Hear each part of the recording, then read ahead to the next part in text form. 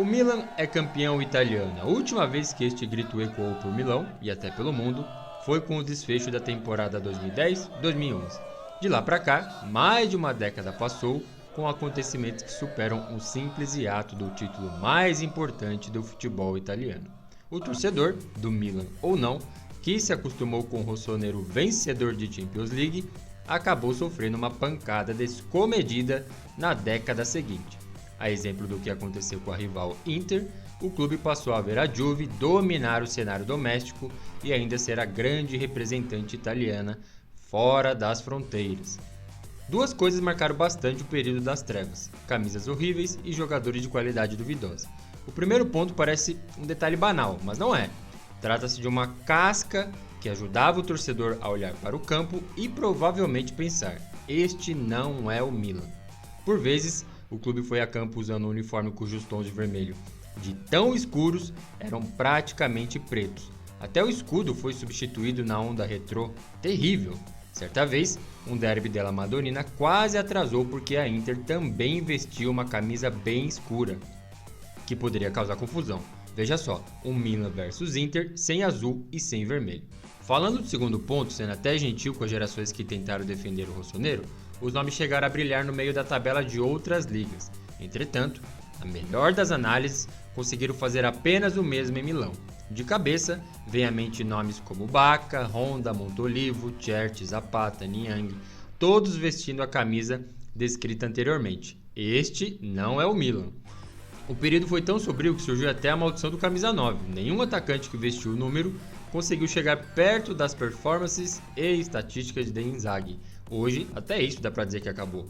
E se realmente acabou, parte do crédito deve ser dado a Paolo Maldini. Sim, aquele que é o maior jogador da história do Milan, partiu para o desafio de atuar como diretor técnico do único clube que defendeu a vida toda e pelo qual venceu todos os títulos possíveis.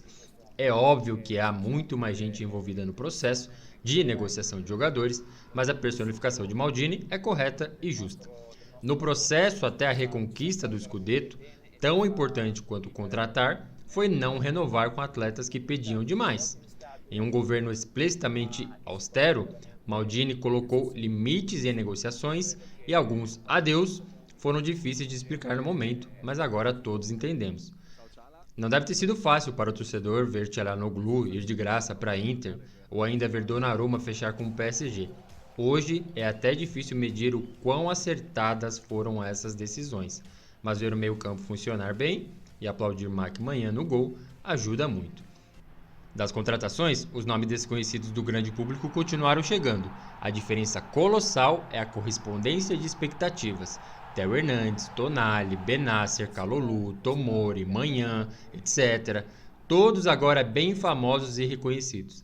Talvez nenhum mais que Rafael Leão, o melhor jogador do campeonato italiano 2021-2022. O Scudetto da temporada foi bem atípico, a começar pelo fato de chegar à última rodada ainda em aberto. Outro ponto que alguns podem discordar é que, caso a Inter tivesse vencido, também seria justo. Não houve domínio massacrante de nenhuma parte ao longo do torneio. Aliás, se houve, foi no âmbito individual na figura de Rafael Leão. O jogador português decidiu o jogo do título com 3 assistências, ao todo foram 10 na temporada, mas pouco importa. Isso sem falar contra a Atalanta na rodada anterior, isso sem falar nas apresentações mesmo na queda vergonhosa na Champions League, na última posição do grupo. Leão parece ter tido como único obstáculo na temporada as lesões que o tiraram de campo por certo tempo.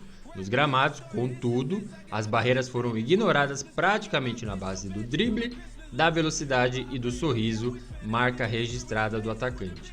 O Rei Leão, uma simples licença poética aqui para definir o atleta que tem pouco de leão, é a terceira parte de uma tríade que o torcedor rossonero celebra muito o encaixe: Maldini, Leão e o próprio Milan. O primeiro capítulo foi escrito em 2019 e as benesses já tinham aparecido, mas agora se transformaram em fruto. Aos rivais, o desejo pelo fim da tríade o quanto antes. Aos demais, que ela seja perene.